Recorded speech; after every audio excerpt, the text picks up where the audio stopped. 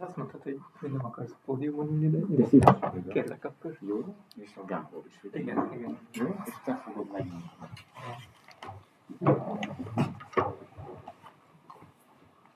Welcome everyone. Sorry for the late starting, but we hope that you will join us. First of all, let me welcome Professor Jong Hyun Wi, who is the Dean of Virtual Convergence College, Professor of Business School, Chung-Ang University, Korea, President of Korean Games Society, and Chairman of Korea Future Contents Convergence Forum with the Korea National Assembly, and Chairman of Korea Virtual Convergence Economic Forum with the Ministry of Science and ICT.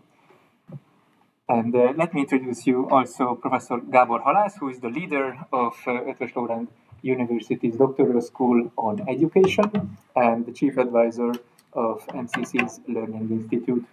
So I am retired. I used to be. He is Emeritus Professor. But the spiritual is still. Yes, I think so. Yes.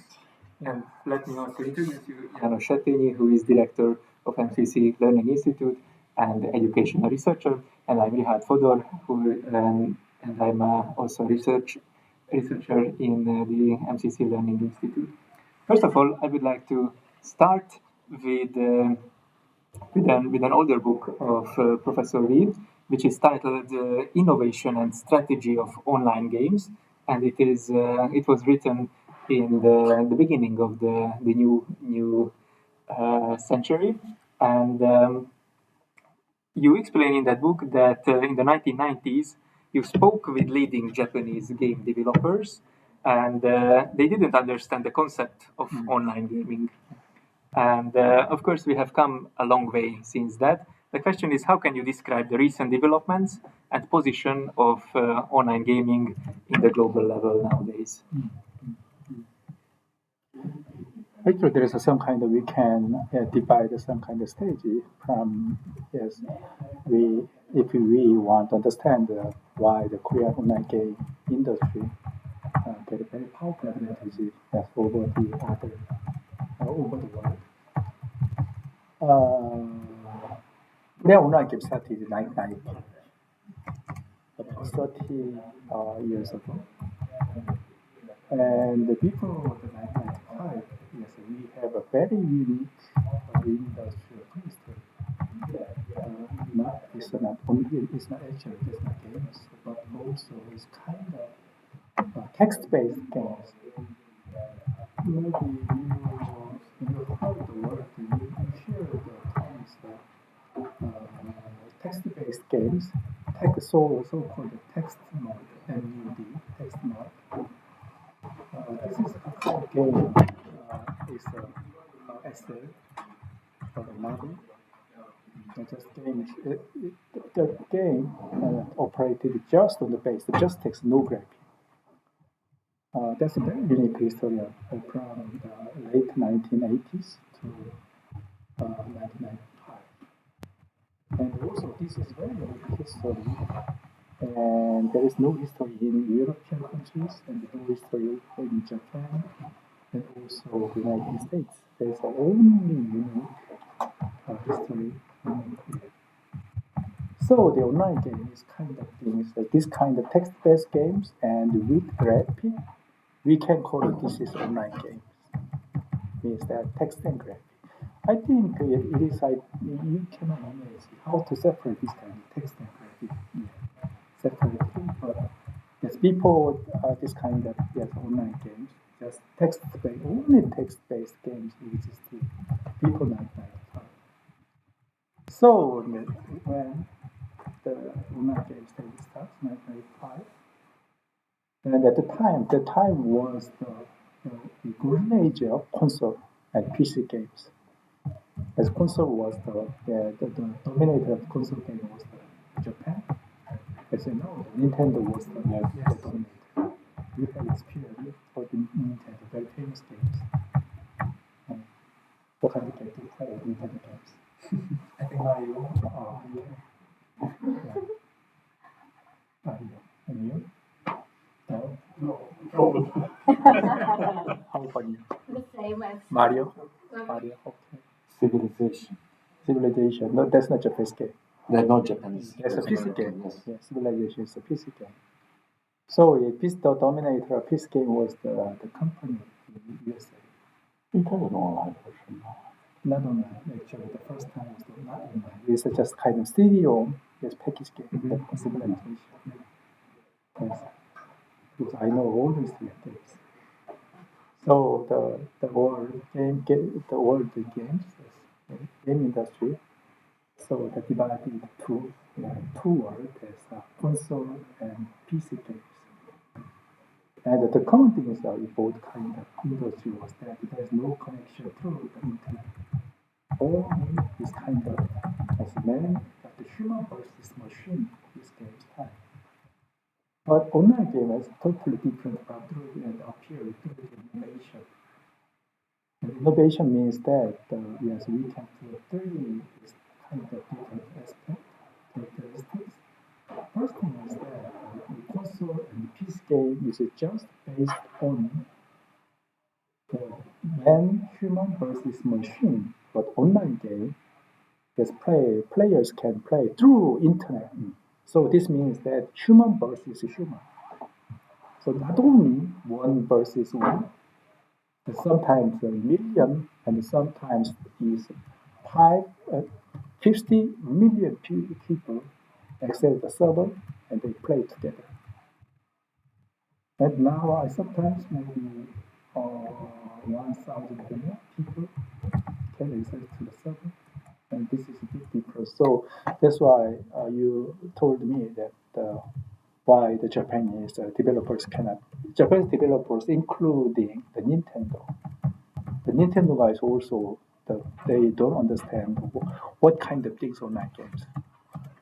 So the first, the innovation was that some very unique characteristic is using the new technology, the online games, not online, internet technology. So using internet technology means that the game, the features that we call it is a product attribute, and the product attribute is a kind of marketing terminology. So the product attribute change, yes, a very big change. Before the online games, just the game itself, the quality game was important.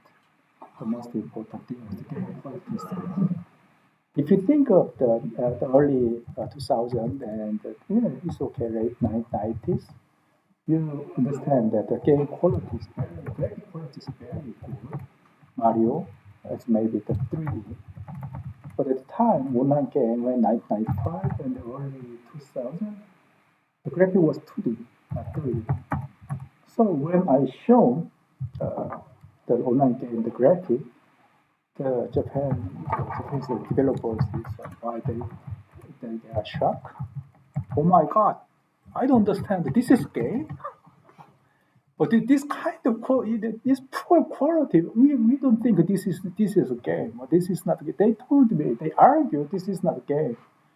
So, but they don't understand that different aspect of this kind of online games. The thing is the community, because community is the essence of online games.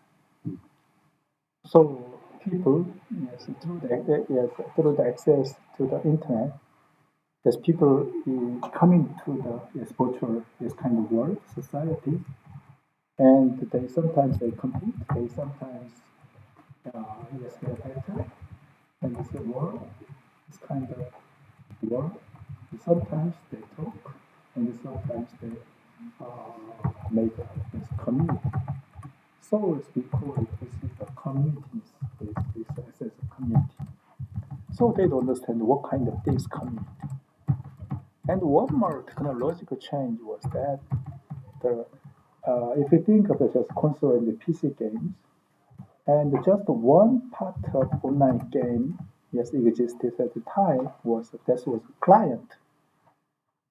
And so everybody understands that now. That's if think mobile game also the same thing. Yes, you have to download some kind of component from the, for example, Google Market. This is we can say this is is a kind of game module client, but still over the client in server programming is running.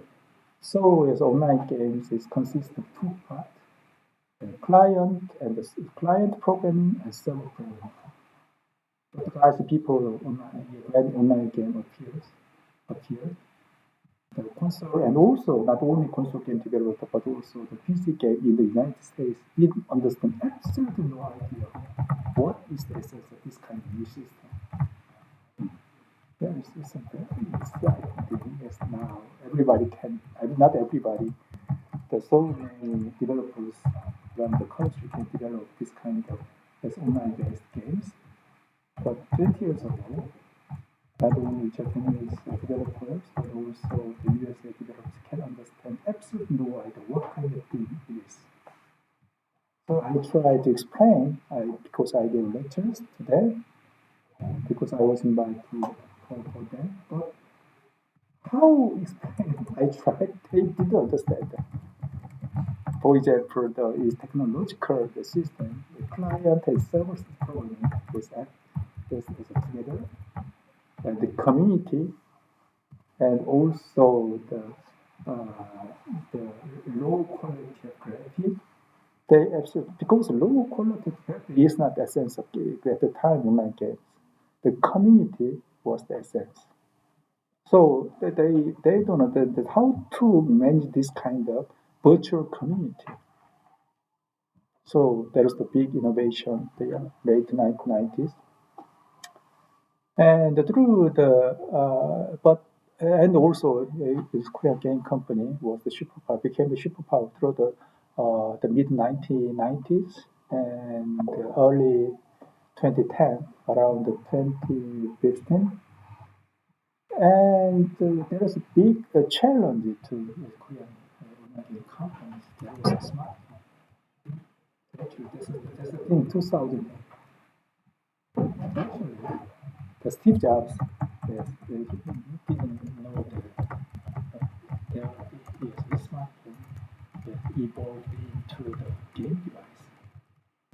If you watching the video when we introduced the smartphone, the iPhone, he was tried he emphasized and he tried to explain what kind of function he want to show. So, did you see the video clip? No? Maybe no? I have seen it, but I don't remember this part. Do you remember what kind of function iPhone? I guess some work-related. Sorry? Work-related function? No. But the first thing was that there's a free is calling between the subscribers, between the iPhone. He put the first thing. He emphasized it. And the second thing is that free texting between the iPhones. The free calling, second free texting, third browsing. So we understand that we can understand, he has no idea. This invention evolved into printers. And also he didn't understand that this kind of big ecosystem on the basis of smartphone. And also this current game company didn't understand that you got this kind of potential of smartphones, iPhones. But iPhone was changed into game devices. So that's the thing. Everybody has played the games, has mobile games. That's the problem. They started the problem 10 years ago, around 2012 around. So now the world, you see the world game market. The biggest market based on the smartphone games, more than half, and maybe around still 60%. And the second largest market share comes from the PC-based online games. And the third would be the console games. The think of a console third. And the fourth is the arcade games. Just you have seen in the game center, arcade games. Yeah, that's now the brief history from the mid 90s to the now. Thank you very much for this question. Secondly, we want to move closer to education as we are sitting in the Learning Institute, and we are very curious about your concept of G-learning, gameplay-based learning, which you have just published a new book as well. Should you elaborate on this concept? Should you introduce it, and maybe one of the most significant messages of your book, please? If we want to speak G-learning, I can tell you overnight.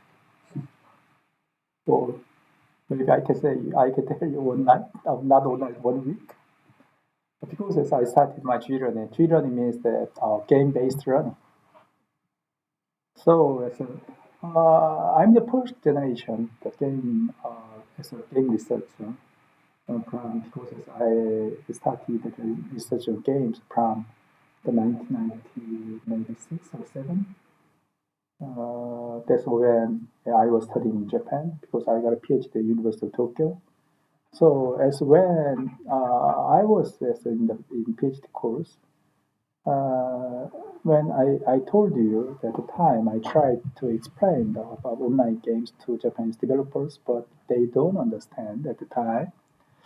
At the time I felt something that maybe online game. The first thing is that online game is the internet-based game. It's very powerful to human. And the second thing is that I understand that this is kind of big innovation because it's my major is technology management, so-called as MOT, management technology. So I wrote a paper and about this kind of online game system.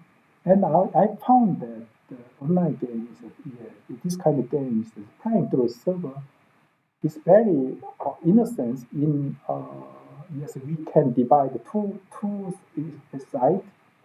If we think a person negatively, we call it addictive. Yes, I can know that online games are very addictive. If we see it positively, very immersive. Yes, we can understand it very easily what kind of term the researcher using, addiction or immersion. For example, the WHO, he yesterday made the ICD-11, maybe 11. Yes, they using the term addiction, game addiction. But I don't use this kind of addiction, immersive or immersion, which is absolutely different, philosophy and different perspective. Anyway, yes, addictive or immersive is okay, but I understand that very powerful. So which is very different from the previous games. It's console game actually. You play console games, but it's not so powerful to human nature and the playing style, the human activities. PC game is also very exciting but not so powerful. But online game, because why I mentioned the first stage, I mentioned the online game is human versus human is kind of competition and collaboration. And the console and PC game is kind of human versus machine is absolutely different aspect. So why people so crazy to play online game is that because there's the competition and collaboration, human versus human.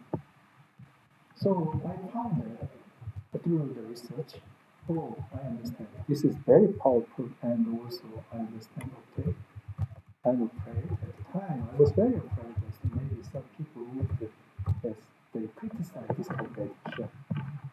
So, as my prediction was right. So at the time, around early 2000, there's a big controversy and a big debate, and also is attack from the civil society, civil some groups, non-profit organizations. They criticize online games so severely. They call it this is very addictive. But at the time, I thought if online game is it's immersive, also addictive. Yes, I think it's better to utilize games to learn. That's why I started to make some kind of basic logic 2002. And what kind of things we have to I have to introduce to the games, the game-based something learning tools. I thought that okay, if the student play games at the schools and also at their home and sometimes their private academy, I think it would be wonderful because it's under the control of teachers and parents. That's my basic ideas. And the next stage would be some kind of design. One thing is curriculum design, and another because actually game and also in study is absolutely the nature is very different. Game is game, and the study is study. And but I tried mix together. It's kind of sometimes we can say it's water and it's kind of oil. It's absolutely not easy to mix together. I tried to make some structure to observe the two different type of things. So I tested it from 2004 because as I developed this kind of games. The subject was the first was maybe the social studies, and the second thing was the mathematics and English, and later as I developed science, for example, science.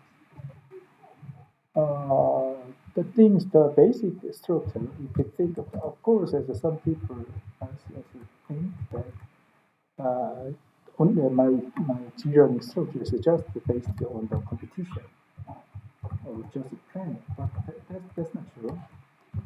Because I have seen that, because I mentioned that my through my research, as I found that, and also as not only the game research, but also my learning system is based on human nature. Think over the human nature. Wow, when the people are so happy, what kind of things people want to do. The first thing was that people are so happy when they get a win through the competition. Yes, I think, yes, people get crazy when they watching the Olympic Games, for example, athletics. But the other side, also the same balance, the people so happy when they help somebody. So I made a system, this kind of balance, and competition and cooperation. As competition means that the competing against the other student team, as teams should compete each other. Yes, and inside the team, and the student have to help each other. Because as I made a team as good, very high performer and middle and low performer together. if a team just consists of high performers, it's not a game. It's very easy to get win, to get success, but I think that's not human society. So, as I made a team with intentionally high performer leader and all the time. In terms of performance, that is academic performance.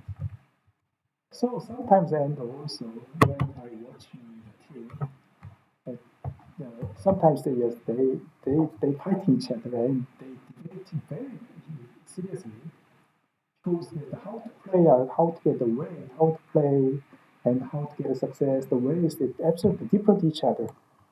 That's it's a small society, like a human society. So, and competition, and also if a team lose, the team members get angry. Sometimes they blame each other. They blame. Sometimes they blame their leader, team leader, and yes, it's the facts. But finally, yes, they became to understand that to get a success, to get a win against other team, they understand that we have to help each other and we have to cooperate each other. So yes, they can, because I want the children to know that there's a human nature and human society. Yes, my basic philosophy is that as every as a human get a different competency and to develop the human society, everybody has help each other, everyone have to cooperate each other. My basic is philosophy. So I want to adopt this kind of my basic philosophy into my children's system. And through the 2008, as my government adopted my system, and I diffused around 2,000 schools, elementary and middle schools, and maybe some high schools in Korea. And from 2010, I introduced it to the United States through 5 years. And also, I introduced it in Japan, and Indonesia, and Philippines, and Vietnam. Maybe that would be 6 countries. So, through this kind of experiment and G-learning class, I have seen the same thing. Every class, I have seen the same. The student, the first thing is the students are so happy. It's kind of the second thing is that the student became to understand that we have helped each other. Okay, they understand that my G-learning philosophy. Thank you, János. Who wants to comment on it? Or Professor Halász, if you want Gábor a comment. I will have a short comment later. Yes, but first first related to with the first question. Okay. Before coming here, I was reading parts of your book on online gaming, and I can tell those who are sitting here that this is a fascinating book. So I definitely would recommend for everyone to read at least parts of it. I even would say that without studying online gaming, you cannot understand young people. So it plays such an important role in their life that you have to understand this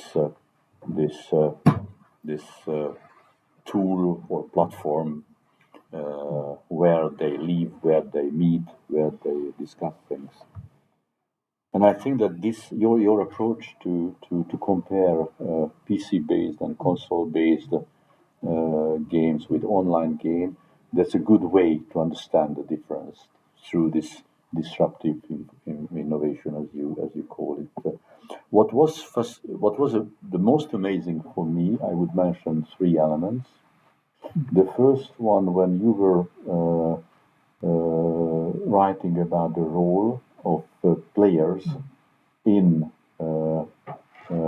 influencing the behavior of developers. So when the consumer becomes part of the innovation process, and the other thing that was very, very interesting for me when you were writing about trade with the virtual items, when people are selling, buying virtual items. This brought to my mind that my nephew, when he was 6 or 7 years old, with his friends, created a complex virtual economy. I would even say a society, not through online game, but playing with real things.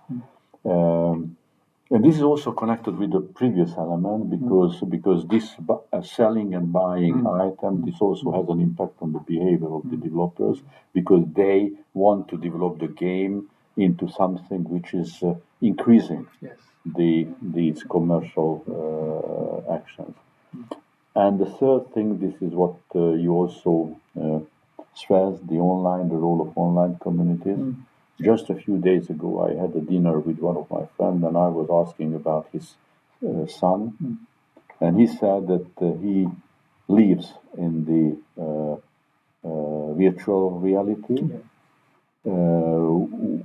He's communicating all the time with his friends through the mediation of mostly online games.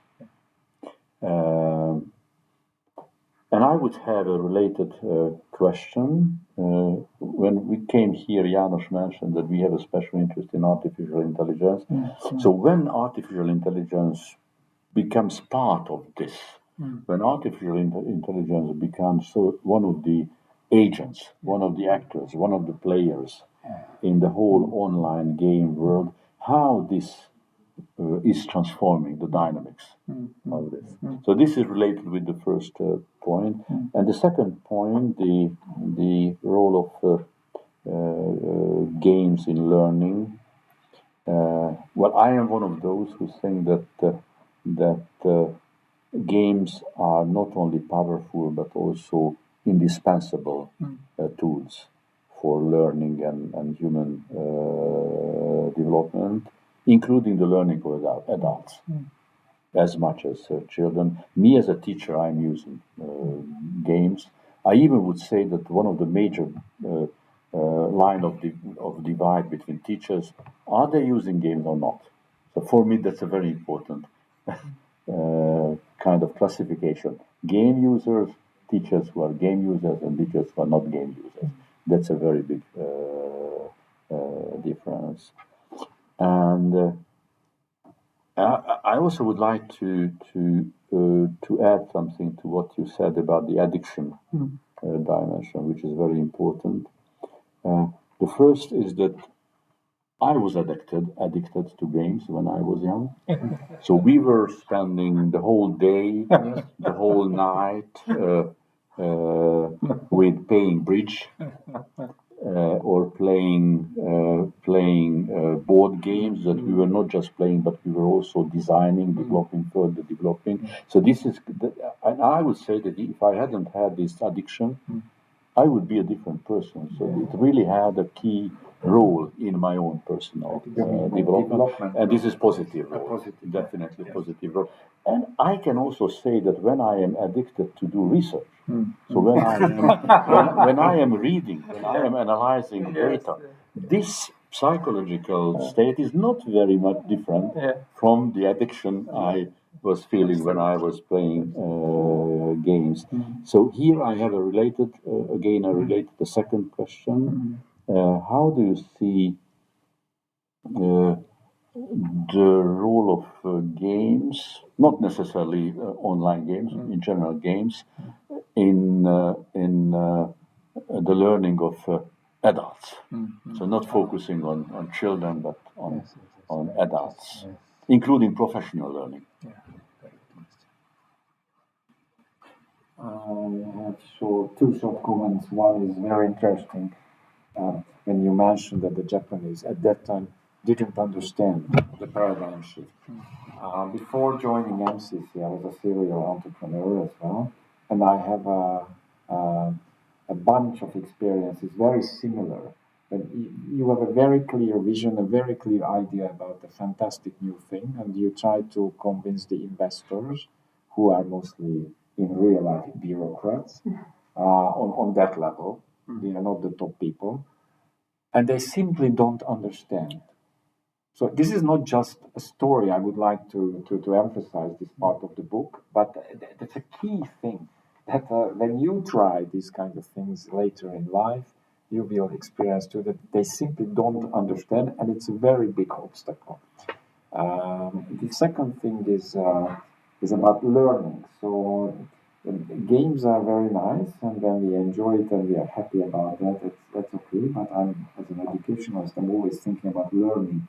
And when I played these kind of online games, another tribe, the engineers, young engineers, were winning all the time. They simplified everything. They had iron logic, very fast logical thinking, algorithmical, and they optimized their behavior, and they were very efficient in the playing. But my impression was that they didn't learn anything. They were winning the game, but there was no real benefit from them. It was just like solving mathematical problems. And the less good, like humanistic, from the humanistic tribe, as students, they reflected on the game later. They nurtured the patterns, and they used it for further developing themselves. They were definitely not the winners. The engineers were the winners. So this benefit of the games, the long-term benefit, which I can imagine, I'm positive in this area of game development. So this is also a very interesting topic. Usually people perceive games like, did we win or we lose? But that's just a short-term thing. And the real winners can be losers, but they learn a lot from the game. That's an interesting topic. Thank you very much. Would you like to comment? Yeah, yes, okay. Yes, if you give me two questions. The first thing is that AI, yes, I think is very important aspect. So already, not only is Korean game companies, but global game companies, they try to introduce the AI into their games. The first step already have done. They made NPC. You do know NPC? Non-personal. Yeah, non-personal character. It's AI. So why they made AI-based NPCs? That if the beginner is coming to the games, the beginner means that just a level 1 and very weak and high level up. Yes, it's very easy to kill this kind of level 1. Have you experienced? It's frustrated. But so if you see, if NPC is too powerful, yes, the beginner has quit. There's no more play. But too weak, it's boring. So the NPC, yes, they adjust according to the level of the player. But for example, the player level is, for example, 10, NPC level higher, the stronger. This means that, but the weaker, the NPC getting weaker. That kind of balance. Yeah. And the second stage now, this is the second stage. Not only NPC, but also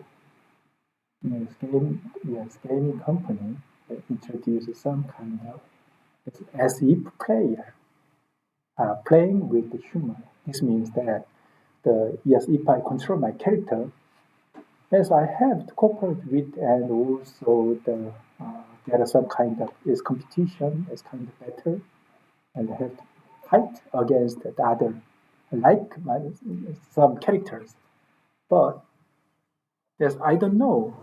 For example, my colleague as my colleague character with my side is a human or a AI. I don't know. And also the other, just the enemy, the side, or sometimes yes, I don't understand that it's not. It's very difficult to figure out the word. This is AI or human. Because sometimes I want to play games, but this is based on internet. But there's just a few people that's playing games because of different time zone. But in this kind of case, this game company has put in AI into the game world. And if you experience a lower legal legend, yes, there is some kind of, because legal law, this kind of system, is 5 characters, yes, is some is group together and fight against other, yes, 5 characters. And if I see only is a kind of is not real games, but it's kind of testing period, is testing stage, and only I'm the only human, and the rest of 4 character is kind of AI based. I know, and this is the second stage. So now the final stage would be that increase this kind of immersiveness, this kind of, yes, it increases the addiction. Yes, the game company would utilize AI very efficiently. If this would, if you think of that this is a one team, okay, and I think if we play games, maybe you accept the 4 persons with a gamer, and I suggest you are so powerful, so that our team is totally evaluated, and our average level and the total level is not so high. So the other teams is fighting against us, the level should be lower. So this means that AI character level should be lower. But if we getting powerful, higher performer, and AI and the other team should be very powerful. So this is a stage of, yes, game company very actively utilize AI into games. And the second is that you mentioned about my children system or utilizing game into not only the youngsters but also the adult or older people. That's correct. Yes, especially in Japan and Korea, and maybe I think this is something in the United States. Yes, so yes, we call it silver games, games for the silver generation. The silver generation means that the older generation. So the games for the older generation and also education games for the adult introduced now, and many games that, for example, vocational learning also is kind of field for this kind of education games, and also the games for the elders means that the games prevent some kind of health problems, for example, prevent Alzheimer. Yes, this is also, we can call it, this is kind of preventing Alzheimer game, this kind of education game. So keep to keep the elders healthy, not only physical but also mentally. This games, as we understand, the game is very useful, and the kind of education game appears already, including Korea and including Japan, and also maybe some developmental company introduced. I think maybe in Europe, maybe French or German, maybe some company maybe introduced it into the market. China? China, China is not so active in utilizing games because, as you know, the president, Xi Jinping, he suppressed the game research of universities. But this regulation just permit the youngsters only 3 hours per week. Can you imagine? 3 hours per week. The date is decided 1 hour Friday, 1 hour Saturday, 1 hour Sunday. Totally 3 hours. For the What? How is it? Okay, sorry, because it's just. How is possible? How is it in your country in Korea? Because since you are talking about it, so the system, so it has been approved, it has been introduced. How much of the learning does take place, and is there a teaching program? Is it integrated within the school, or do the children do these games out of school hours? And yes, how much of the learning program it takes? Also inside and outside. And outside. So is it just 1% or 50%? And who is designing these programs? Are they just private companies or the state or I don't know, education ministry or both? So they are approved. Private company and also public sector. Mm-hmm. Okay.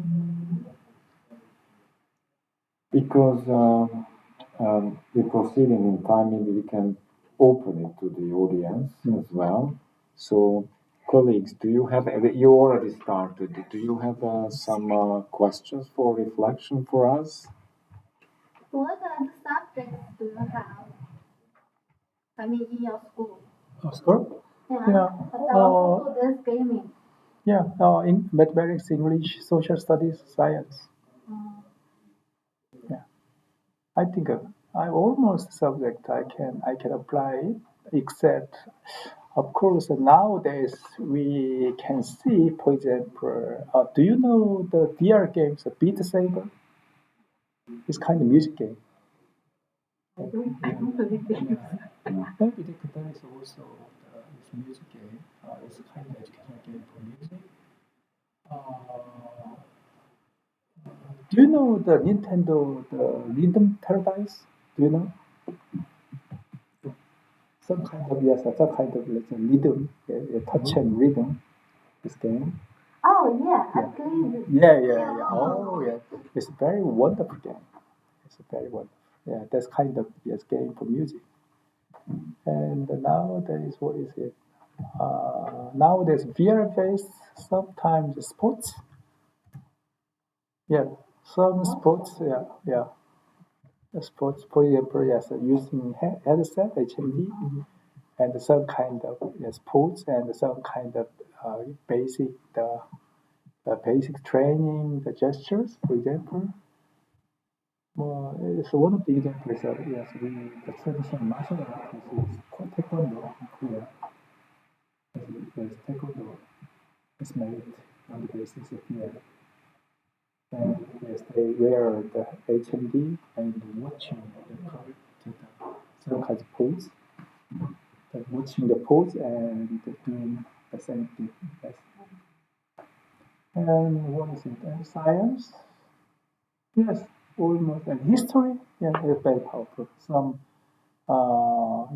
education history games already we have seen. Yeah, lots of subject. Maybe almost subject. Which means that you think it is important to have a national projects, development and innovation in the sphere of education, so you cannot only be served by international game companies. Or do you think it's important, like in Korean schools, some Korean-made programs, or it doesn't matter, international or multinational companies can serve this kind of education, or balance between the two? Yeah, good question. Essentially, if we diffuse this kind of education games, I think the global game companies' role is very important. Because they have the, I mentioned that balance is one side as a game, yes, yet G-learning should be very exciting. This means that G-learning should not be boring. And I mentioned that this kind of, making games is very difficult. Is that the children playing G-learning, they feel instinctively, oh, yes, this is mixed together, some kind of study factors. They feel, they feel and they understand it very easily. Or something wrong, they don't play. Oh, it's boring. So the mixing and the gaming factor and the studying factor and is very important. So, but this means that the gaming factor, how to attract people, the children's attention is very important thing. But this means that this kind of know-how and knowledge is accumulated in global game company. Think over the lower as a legal result. And also the think over the company can start at. They know and they studied and they through the research, they know how to get attention the users, the playing users, and how their basic, because the basic intention is that because this is a kind of commercial games. Yes, they always research and they study how to keep their players playing their games. So playing overnight is a nature because of this game system. But so I think their intention, very good intention, would be wonderful if they testing this kind of developing this kind of G-learning system. But unfortunately, I'm disappointed to see that this kind of commercial game companies attitude. Actually, they don't, because it's kind of wasting time and wasting money. Actually, it's not so helpful to make money. If they really think about the human society, and also if they really think the children in desperate, they have to develop and they have to apply, they have to devote their knowledge and experience to develop this kind of educational games. Oh, one thing I forgot is that of course the G-learning was very successful through the 6 countries. The academic score, the performance increased every country. So mathematics, the score is jumping, English jumping, every subject jumping. But I think the most important thing to me was not this kind of increase in this kind of growth of the schools. If I introduce my G-learning system into schools, everyone knows that the high performer is so happy in the classroom because they are the winner. Middle performer must also happy, but low performer is a terrible place. Think over the low performer, the student, from the kindergarten to the college, elementary school, middle school, and high school. Think over during the 12 years, low performer. It's kind of prison. It's not a school, it's a prison. They blamed by the teachers why you are low performer. Sometimes disappointed by the parents, and the parents disappointed by the performance of this kind of low performance. They're thrown in the mud. when I introduce machine learning into schools, especially the low performer students are so crazy, so happy.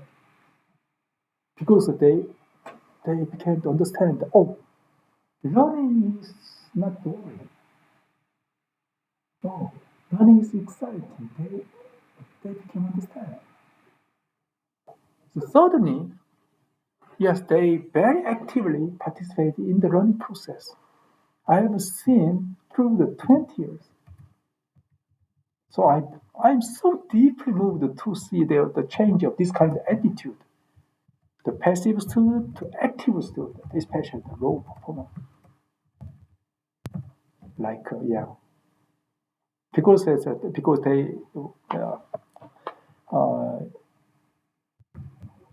when I experience very I deeply moved when that's the experience of the United States because as I stayed in, I was a visiting professor at UCLA for 5 years for this deep learning.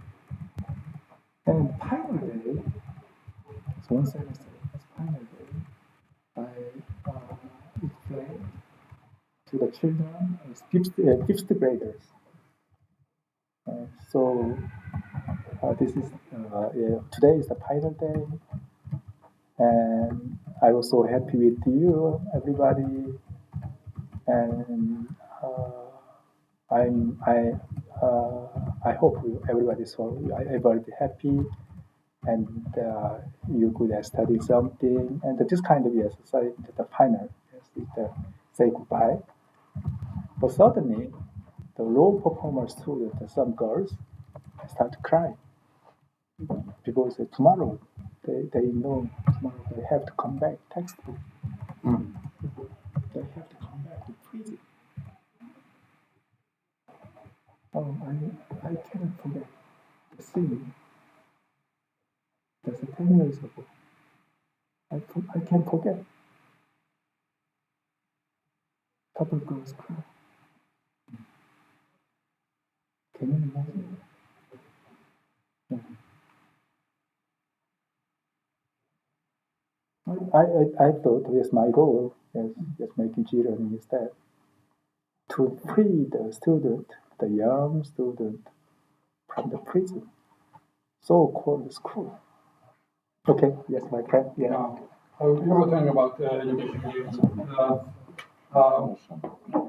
Education is an education, but mainly much more a professional topic. The objective is to skill up the people, and we can educate ourselves in the schools, but we mainly educate people in the workplaces. Game is a different topic, it's much more an entertainment topic. So how do you connect these two things together? It's always nice if you're talking about the game can help us to learn, and we can use it in education too. But at the same time, it's the contradiction that education is not for entertainment. So education is tough, it takes some time, and we can say that education is fun, but it is not. Education is tough. And the way we learn, especially in recent years, and the technology is so fast, changing every day. And the way we have to learn, what we have to learn, it's a fundamental difference. It was 20, 30, 50, or even 5 years ago. So how do you connect these two things together? That the game is much more about entertainment, and sounds fun, and we perceive it as something for young people, but at the same time, we have 3 or 4 generations in our places, and we still need something, a tool or a concept that helps people to skill up or educate people. And it's how do you connect these two things together? Yeah, that's my skill. That's my knowledge. Through 20 years. All right. Yeah. There's one thing is that the reward. Yes, it's a factor through the playing games is that he mentioned about items and the side currency, and so this we can call it is like the compensation and the reward.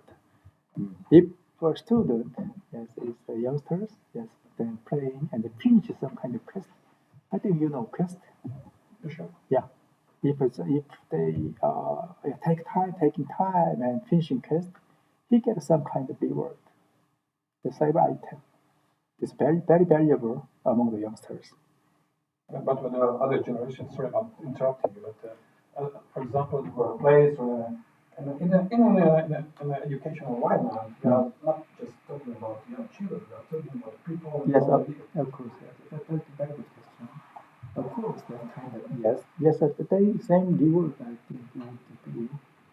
Yes, I think we can do. For example, Etsy and cyber items, kind of cyber item, and also for example, I think it is the measure. The measurement is very important. It's through the playing. If your adult gain some kind of score, for example, think of score. Yes, of course, as an adult, there's value. This is not value. This is important. Some people think, but some people, no, it's not so important. But if you think of the playing process, I think people has basic nature to get a success, to get a win against other persons, other players.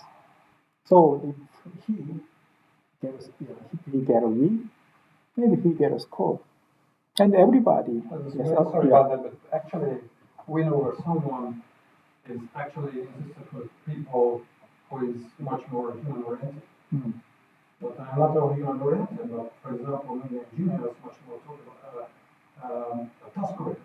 So they would like to do something. They don't really care about how to win over another person. Mm. They much more think about and much more motivated about doing the task or do more tasks. Yeah, also or complete a more challenging task. Yeah. Don't really care about how to compete or how to collaborate even. Yeah. So I told you it's a kind of measure. It's a matter of measurement. What? Assessment. Yeah. It's assessment by somebody by themselves. If one day he achieves some kind of goal, and for example, faster than yesterday, he can get a score. For example, 120%. Maybe the score 120. The next day, 130, maybe 95. Maybe this kind of assessment would be the same with some kind of reward as provided engineers. So I told you that the process design is important. So it's kind of for the children, competing each other would be important. But some engine, for example, expert is kind of some kind of performance and how can I say, some kind of the speed and also the process efficiency, that would be the reward for them. So I think that's the same thing. If the result appear, all the people attending this kind of process, I think some people their efficiency would be 50% and some people 70%. What do you think about that? If my performance is 50% and your performance is 70%? What kind of feeling I can get? Maybe depressed or sometimes shameful, because I think you are superior to me. Maybe depends on your personality. Yeah, no. It's honor. It's a matter of honor, and also self-esteem.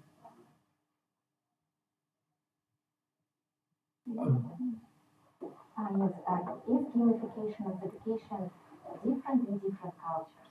Because, for example, in Hungary, I will confirm Professor Haláz's work.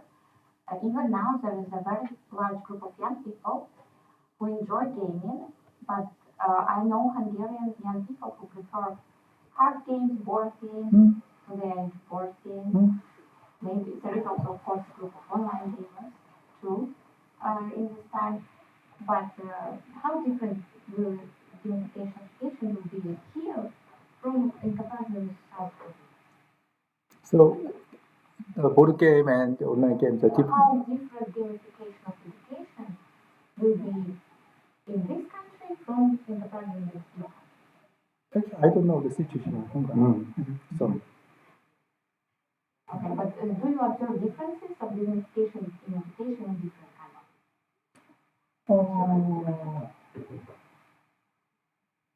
in terms of my children experience,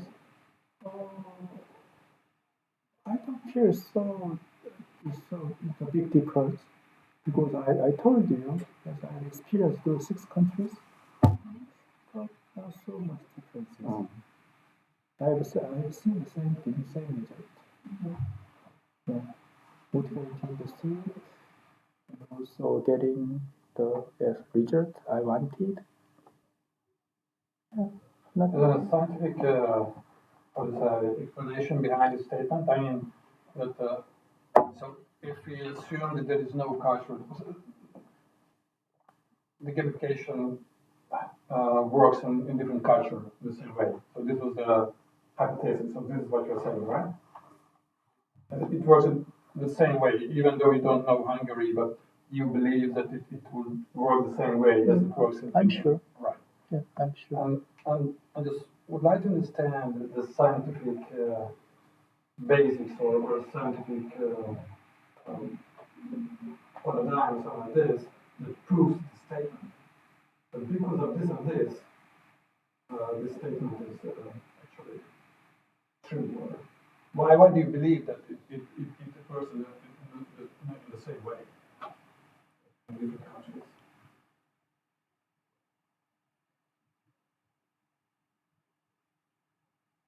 So what I just would like to better understand that what you're saying that most likely the gamification in the learning will work in the same way in Hungary and in China or in Japan, right?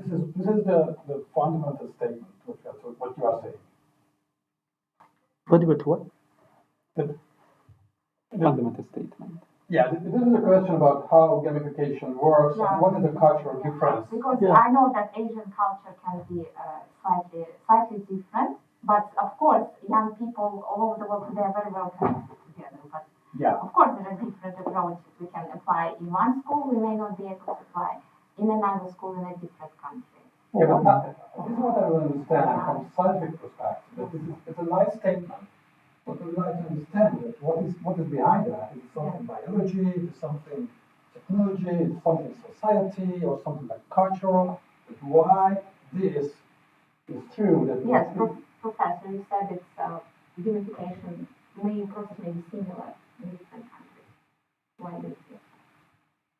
Because my tutoring system basically designed to is commentator and not influenced by the culture.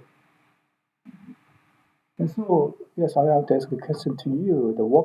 For example, what kind of cultural difference in learning process, for example? Of course, I understand that, for example, Asian countries, the students get very high motivation. Of course, I don't know, it is really high motivation because they are pushed by the parents. So then, yes, anyway, comparatively, yes, the U.S., especially the U.S. student, yes, get in the public. They think of the public schools, their motivation is not so high. I think maybe that's the cultural difference. But what kind of difference, cultural difference, can you say in the learning process? Countries with different. In some countries have a bigger strategy for development. No. It's not culture. We can say it's institution or system or policy or strategy. Yeah, we don't say this is a culture. We mention cultural difference. What is cultural difference? Sorry, colleagues. Sorry, colleagues. Our time is running short, so it's okay. we can open it to a private talk. Yeah, it's okay. This is the Yes, official part. This was the final question. It's okay. The official part is over, and everybody who wants to continue with the professor, come ahead here, please, and join the discussion. Yes. Yeah. Okay. And those colleagues who have to leave now, they can leave. It's open now. But Saule, just come here to discuss this. Okay. Thank you very much for your answers and contribution. Yes, my pleasure.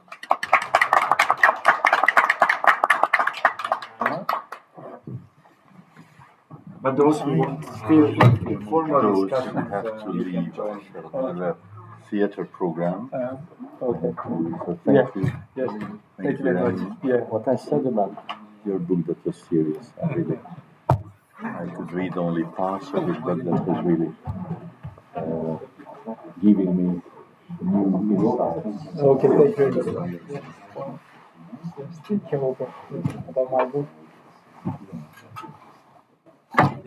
Yeah, Professor, let me give you a little package of wine and other things from MCC, just to remind you the whole thing is yours. Okay. Yes, thank you. And I really thank you very much. Yeah. I really approach not to